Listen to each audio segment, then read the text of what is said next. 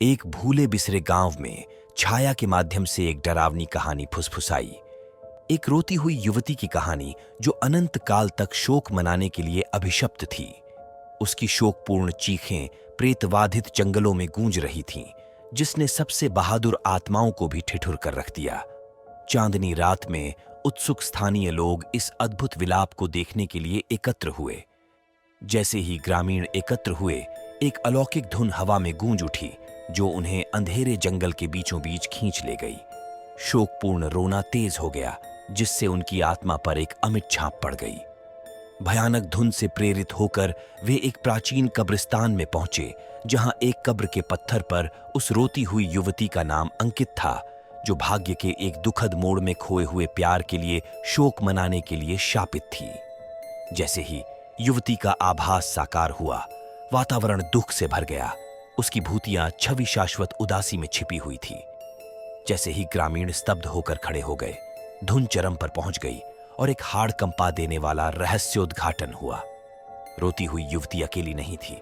उसका खोया हुआ प्यार, एक समान रूप से सताई हुई आत्मा, छाया से उभरी थी।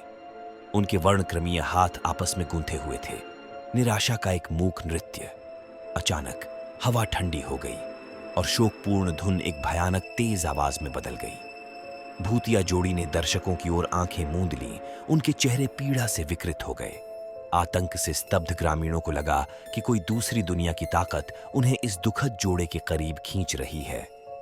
जैसे ही वर्णक्रमीय हाथ आगे बढ़े, एक बहरा कर देने वाला सन्नाटा कब्रिस्तान में छा गया। भूत स्तब्ध हो गए। उनकी शोक भरी निगाहें घुसपैठियों पर टिक गईं।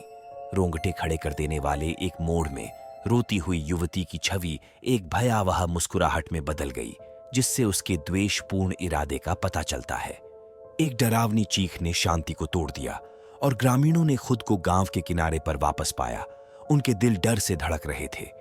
रोती हुई युवती की कहानी ने एक काला मोड़ ले लिया था। शोकपूर्ण धुन एक छलावा थी, एक जलपरी गीत जो पीड़ितों को शापित जोड़े के साथ उनके डरावने शाश्वत नृत्य में शामिल होने के लिए लुभाता था।